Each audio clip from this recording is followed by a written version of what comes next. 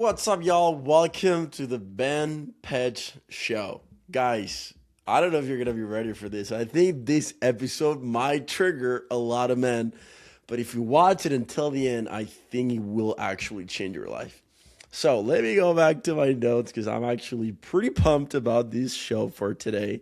Because this is something, guys, that I genuinely believe 99.99999% of men, maybe women, but we're going to be talking about men mainly, struggle with right now.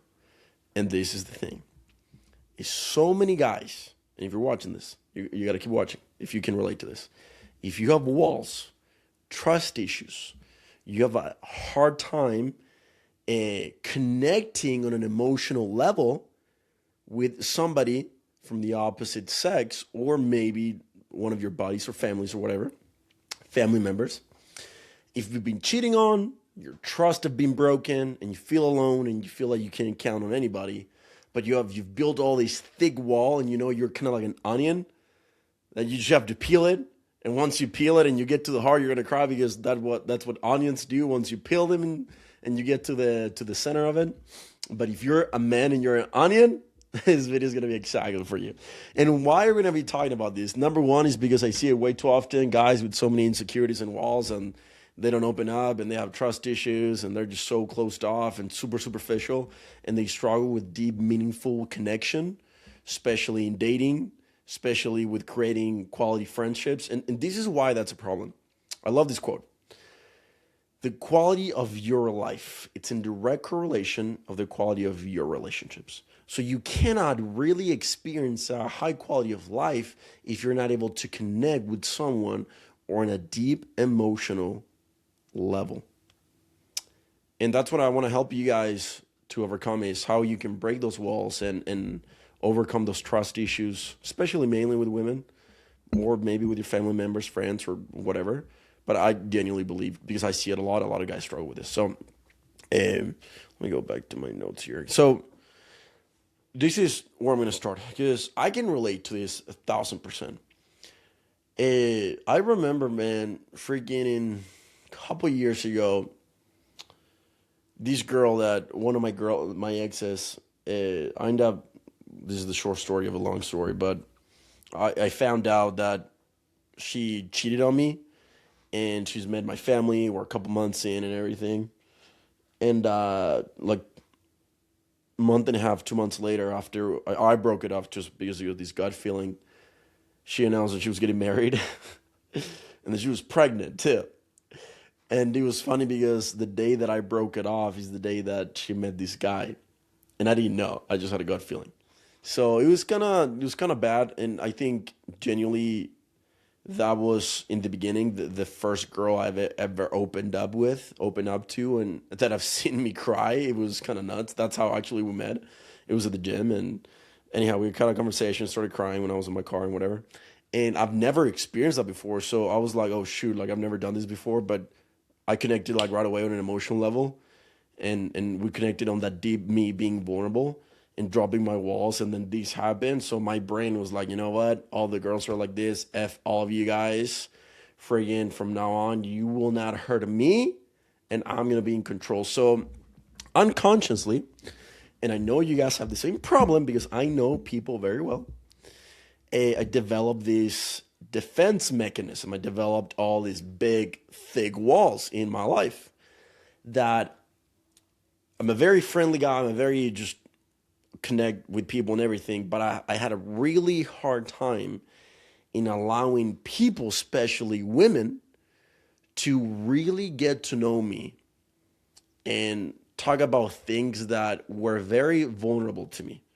Like I don't have any issue in talking about things from the past that I've already overcame, but talking about current things that I was actually struggling with, oh heck no, dude, you're not gonna find me talking with that about anybody, like, with anybody. So that was a big thing. So for years, this was my strategy with girls. I was just like always dating and whatnot, and I would be with a girl for like a month and a half, whatever, and I would always like be very giving and help them out and whatnot, and they would connect with me, and they were very invested in the relationship, and they would open up, and I'm a very good communicator and I would listen and all this stuff, but I would not allow the same on the opposite side, that they can listen to me and me being vulnerable with them and me being invested emotionally in the relationship. So whenever like a month and a half would hit, that's when you're like, you can't fake it anymore. And now it's like, okay, we're getting to the point of, I really want to get to know you more. Like, let's build more emotional connection. And dude, I would be like, you know what? I'm out, friggin' whatever. Nice to meet you. Sorry, me, not you. I just need to improve myself and get better and focus on my goals and like a bunch of baloney that a lot of guys say. And they would always get pissed off of me, and then I would just move on to the next one. And it would happen all the time whenever I would like hit the month and a half mark. Because there was not like an emotional connection on my end to them, for them to me, yes, but not to me to them. I can just move on very quickly, and I would always get that. They would always get pissed at me because I'm like, how you do not care? I'm like so attached. How is it you don't care? And I'm like, I don't know, I did not want to say it. I would always feel so guilty because it was so easy for me just to detach. Now I look back and I understand because I did not have an emotional investment in that person. So anyhow, a couple months go by, hit 25, and I was just tired of it, like going from this to this to this person, whatever. And I was like, you know what, God, I'm not gonna have a romantic physical connection with anybody until I have built an emotional relationship, friendship beforehand. Because I would always like, yeah, kiss, girls, whatever, we would have that fun, romantic, flirty, physical connection. But then whenever it got emotionally, there was nothing, and I wanted just to bounce. So I promised to him, I was like, I'm not going to do anything physical, no romantic, nothing, until I've built an actual friendship and emotion with someone. So that was my commitment. I was going to stick with it. Now, I was talking with a friend at the time, and she told me, Ben, I was telling her my story, and she told me, Ben, you don't really connect with people. And I felt so offended. I was like, what are you talking about? I'm a great connector. Like, what are you talking about? I always talk with people. Like, I get to know them very well, blah, blah, blah.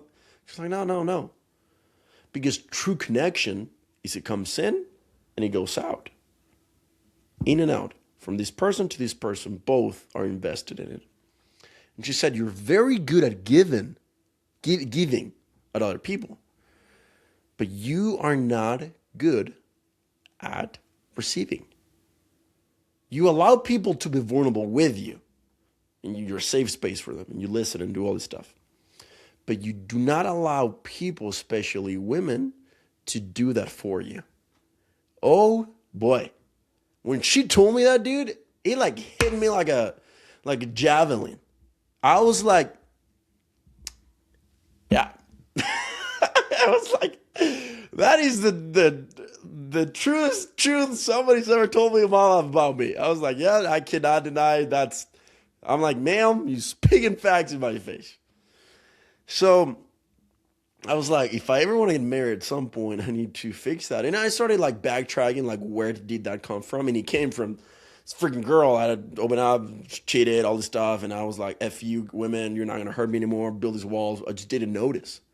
I think it was just a defense mechanism of like, because I was like, you're not going to hurt me again. So how can you not hurt me again? I'm just not going to open up and be vulnerable. You're going to do that. Therefore, I'm in control. And whenever I want to move on, I have no attachment to you, so I can move on pretty quick. That's why they would get pissed at me. So I was like, all right, well, I'm gonna work on that. And dude, it was very hard for me just to like think of being vulnerable with a woman, somebody in the opposite sex who's like, how the heck do I do that? So a lot of prayer and a lot of just talking with this person and trying to figure it out. And I had this prompting and this idea of like, you know what? There's great girls in my life, great women in my life, in my family especially, that genuinely love me. And they want the best for me. And I'm pretty sure they would be willing to just listen. So I was like, okay, I'm going to try with my sister-in-law, my brother's wife. And then also tried it with my sister. And dude, it was the most, I fight MMA, competed in jiu-jitsu, I used to compete in motocross, surf. I did ultra marathons, Ironmans, marathons. I've done a lot of hard things physically. I would say this It was probably one of the hardest things I've done by far. You can tell us a guy, you can tell him go run 100 miles, no issue, freaking endure pain. But you tell him open up about your feelings to this person, oh boy, you're gonna find yourself in a freaking war. I think that's tougher for us, the emotional thing. That's why for girls that's easier and do harder things physically. For them, it's just harder. That's just how we're wired. So anyhow, started just opening up to my sister-in-law. It was so tough, dude. I remember one time we were in the kitchen. I'm like talking about everything that I've learned, the same thing that before I could not talk with anybody, and I'm crying. And then like 5 minutes in, she's crying with me, and I'm like, oh, she's listening. I was like, what the heck? And then like she stopped what she was doing and like genuinely being present with me and just listening. And a week goes by, 2 weeks, 3 weeks, 4 weeks, and same thing I was doing with my sister. And it broke this belief that I had of women don't care and I can't connect with them because they're gonna betray me or cheat on me or something. They're gonna abandon me or whatever. They're gonna screw me over. And by applying it with my sister-in-law, it destroyed that belief. And I realized, no, you know what? There's great women out there. And I can connect with them. Like, they're not all bad. And, you know, how you speak matters a lot. I would speak very negatively about women. I was very resentful towards women because of what they did to me in the past. So even in social media, I would speak negatively and comment on reels and whatever and be like, whenever somebody would say something about dating, I'm like, yeah, dude, freaking screw this and blah, blah. And once I started catching those things, I'm like, you know what? I'm gonna change even the way I speak. So I started changing the way I spoke. Even when people would talk crap on women on social media about dating, I'll be like, hey, dude, there's great women out there. This is your experience, but just there's great women out there. So anyhow, I started doing a lot of work, and I just realized that it was very healing, and a lot of these walls just started to just come down by just me being vulnerable and just taking a step, and it became easier and easier and easier. And one of the reasons why I wanted to do this is because if I wanted to get married, and not only get married, but have a quality relationship with my wife, I've seen so many guys that they're like 10, 15, 20 years in, and the guys just don't open up at all. And I see how the spouse, the wife is just so painful for them. And they try all these different things, try to connect and have an emotional connection with the guy. But I saw that pain multiple times in other marriages, and that was a big driver for me to be like, I don't want that. I don't care what I have to do. I just don't want that. So I was like, I'm going to go to war with myself and break my walls because I don't want to deal with what I'm seeing with all these guys not being emotionally present and being able to emotionally connect with their partner and spouse. So that was a big driver for me. So anyhow, like, I kid you not, I started working on that, and many other things happened for sure. But I genuinely believe because I started doing that internal work, I met my wife like this. I cannot claim that it was because of me or my good skills of talking with girls or whatever. I can't even say that. It was literally a miracle because I became somebody that I wanted on the other side. And I'm just super grateful for that because I don't struggle with that anymore. Like, whenever I have something in my mind, I speak it, and I can cry and be a safe space with somebody that I can genuinely trust. And I can promise you guys, like, if you're a guy and you struggle with this and you're listening, dude, it's the most beautiful thing in the world. I remember a couple of years, like last year, dude, I was like $5,000 in credit card debt, and I finished fighting, and I was just so down on myself. There was family stuff going on, financial things going on. I was tired because I was beat up physically. And I was just super down in myself of like, dude, I'm a sinking ship. Like, I'm so useless and worthless. And maybe a lot of you guys feel that way.